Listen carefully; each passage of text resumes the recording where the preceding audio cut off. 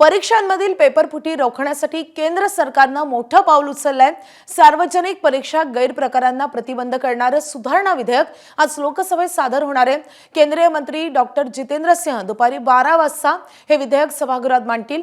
विधेयकात पेपरफुटीसारख्या गैरप्रकारांसाठी 10 वर्षांच्या तुरुंगवासाची आणि 10 कोटी रुपयांपर्यंत दंडाची तरतूद करण्यात आली आहे। शुक्रवारी केंद्रीय मंत्रिमंडळानं या विधेयकाच्या मसुद्याला मंजुरी दिली असून चर्चा पूर्ण झाल्यानंतर ते मंजूर करण्याचा सरकारचा प्रयत्न असेल। या सुधारणा विधेयकाचा उद्देश सार्वजनिक परीक्षा कायदा 2024 मध्ये सुधारणा करणं हा आहे।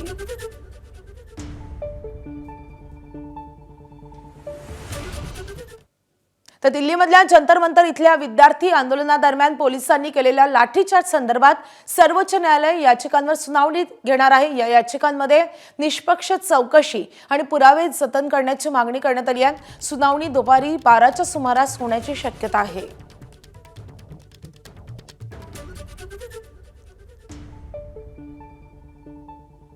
सोमेश कोलगे आपले प्रतिनिधी सध्या आपल्या सोबत आहेत। सोमेश, या याचिका नेमक्या कोणी कोणी केलेल्या आहेत आणि याचिकांद्वारे नेमकी काय मागणी करण्यात आली आहे?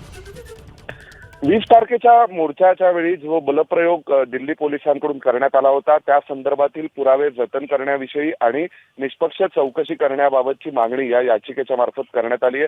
सर्वोच्च न्यायालय यावर काय भूमिका घेतं ते पाहावं लागेल। आजचा दिवस हा फार महत्वाचा आहे, कारण हे आंदोलन संपल्यानंतरचा हा पहिलाच कामकाजाचा दिवस आहे, ज्या दिवशी संसद सुरू होते, सर्वोच्च न्यायालय उघडते आणि त्याच दिवशी सर्वोच्च न्यायालय उघडते आणि त्याच दिवशी या बाबतीमध्ये आपण पाहतोय की सत्ताधाऱ्यांचा प्रयत्न राहील की जे नवं विधेयक आहे ज्यामध्ये कडक तरतुदी करण्यात आल्या, शिक्षा वाढवण्यात आलेली आहे, टाइम बाउंड इन्व्हेस्टिगेशन करावं पेपर लीकचं असंही ठरवण्यात आलेलं आहे, फास्ट ट्रॅक कोर्टांच्या स्थापनेची तरतूद आहे, अपील किती दिवसात केलं गेलं पाहिजे वरच्या कोर्टांमध्ये दोषींकडून किंवा जर जे गुन्हेगार असतील त्यांच्याकडून, त्याबाबतही तरतूद आणि एक वेळेची मर्यादा घालून देण्यात आली आहे। दुसऱ्या बाजूला जर आपण विरोधकांकडून पाहिलं तर 20 तारखेच्या मोर्चावर ज्या प्रकारचा लाठीचार्ज झाला, जो बलप्रयोग झाला दिल्ली पोलिसांकडून, त्या मुद्द्यावर सरकारला घेरण्याचा प्रयत्न केला जाणार आहे। डीएमकेचे खासदार TR बाळू यांनी लोकसभेमध्ये ॲडजॉर्नमेंट नोटीस दिली आहे की सर्व कामकाज तहकूब करून यावर चर्चा करा। सर्वोच्च न्यायालयामध्ये याचिका दाखल करण्यात आलेली आहे की निष्पक्ष चौकशी व्हावी आणि पुरावे जतन केले जावेत आणि या सगळ्याच्या अनुषंगाने आता विरोधक हे लाठीचार्ज आणि 20 तारखेला झालेल्या बलप्रयोगावर अडून आहेत। तर दुसऱ्या बाजूला सत्ताधारी हा नवे विधेयक लवकरात लवकर चर्चेच्या मार्फत मंजूर करून कायद्यात रूपांतर करण्यासाठी प्रयत्नशील असतील।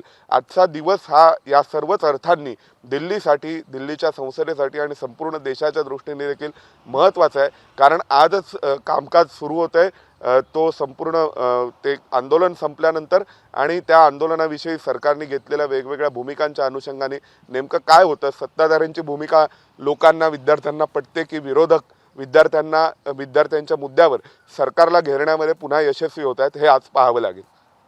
नक्कीच सोमेश, आज नेमकं काय घडतंय पाहणं महत्त्वाचं असणारच आहे। आणखी एका बातमी संदर्भात महत्त्वाचे अपडेट तुमच्याकडून जाणून घ्यायचे, त्यामुळे तुम्ही सोबतच राहा। तर आणखी एक महत्त्वाची अपडेट येते। पोलीस अत्याचारावर चर्चा करण्याची खासदारांनी मागणी केलेली आहे। राज्यसभा आणि लोकसभा अध्यक्षांना स्थगन प्रस्तावाच्या नोटिसा पाठवण्यात आल्यात। सर्व कामकाज थांबवून नियम 267 अन्वये चर्चेची मागणी करण्यात आली आहे। लोकसभेचे खासदार मणिक्कम टागोर, TR बालूंच्या या नोटीस आहेत। राज्यसभेत तृणमूल, भाकप, काँग्रेस खासदारांनी स्थगन प्रस्ताव दिलेत। खासदार सागरिका घोष, संतोष कुमार, रणदीप सुरजेवालांकडून या नोटिसा देण्यात आलेल्या आहेत आणि त्यामुळे आता अजूनही विरोधकांनी आक्रमक भूमिका घेतलेली आहे।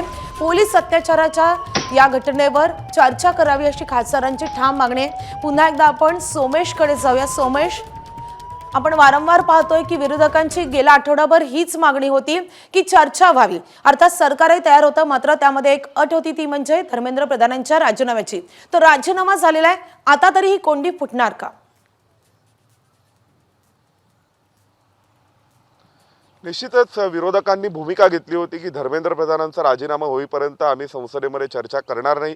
त्यानंतर धर्मेंद्र प्रधानांचा राजीनामा झालेला आहे, जंतर मंतरवरील आंदोलन मागे घेण्यात आलेलं आहे आणि या सगळ्या पार्श्वभूमीवर आता आपण पाहतोय की 20 तारखेच्या मोर्चावरती जो बलप्रयोग झाला त्या मुद्द्याच्या अनुषंगाने सरकारला घेरण्याचे प्रयत्न विरोधकांकडून केले जाणार आहेत आणि त्याचाच भाग म्हणून आता आपण पाहतोय की स्थगन प्रस्ताव देण्यात आलेत। याचा अर्थ सर्व कामकाज स्थगित करावं लोकसभेचं, मग प्रश्नकाल असेल, इतर जे ठरलेलं कामकाज आहे त्यामध्ये निश्चितच या परीक्षेच्या आणि पेपर लीकच्या पेपर फुटी विरोधातल्या कडक कायद्या वर होणारी चर्चा आहे हे सर्वच कामकाज स्थगित करून जो 20 तारखेला मोर्चा झाला त्या मोर्चावरती जो बलप्रयोग झाला त्या बलप्रयोगाविषयी चर्चा करण्यात यावी आणि त्या मोर्चावरती ही चर्चा केली जावी असं आहे। कारण 2 दिवसांपूर्वी राहुल गांधींनी देखील पंतप्रधानांना केंद्रीय गृहमंत्र्यांना पत्र लिहिलं होतं की या संदर्भातील आदेश कोणी दिले होते, 20 तारखेच्या मोर्चावरती अशा प्रकारे बलप्रयोग करण्याचे आदेश कोणी दिले होते। आणि विरोधकांचं म्हणणं आहे की लिथल वेपन वापरले गेले, म्हणजे ज्यांनी एखाद्याला इंजुरी होऊ शकते त्या प्रकारचे असे गंभीर शस्त्र ही त्यावेळी वापरली गेली, तर याचा वापर करण्याचे आदेश कोणी दिले होते अशा स्वरूपाची मागणी राहुल गांधींनी यापूर्वी पत्राद्वारे केली। आणि आता आपण पाहतोय की लोकसभा आणि राज्यसभेमध्ये स्थगन प्रस्ताव आलेला आहे विरोधकांकडून आणि या स्थगन प्रस्तावानुसार सर्व कामकाज स्थगित करून याच विषयावर चर्चा व्हावी अशी मागणी ही केली जाते। आता पाहावं लागेल की आज तरी संसदेचं कामकाज चालतंय का, कारण विरोधक अडून राहणार आहेत की आम्हाला पोलिसांनी केलेल्या बलप्रयोगाविषयी चर्चा करायची आहे, तर दुसऱ्या बाजूला सत्ताधारी आपल्या वतीने मांडणार आहेत की आम्हाला याच पेपर फुटी आणि परीक्षांच्या संदर्भातील जो कायदा आहे कडक शिक्षेची तरतूद करणारा तो संमत करायचा आहे, त्यावर आपण चर्चा करूया अशी सत्ताधाऱ्यांची भूमिका राहणार आहे। त्यामुळे आजची संसद आज तरी कामकाज लोकसभा राज्यसभेचं चालू शकतंय का हे आपल्याला पाहावं लागेल। नक्कीच आज संसदेत बऱ्याच मोठ्या घडामोडी अपेक्षित आहेत। सोमेश, या संदर्भातले सगळे महत्त्वाचे अपडेट जाणून घेऊयात सध्या। धन्यवाद या सगळ्या सविस्तर माहितीसाठी।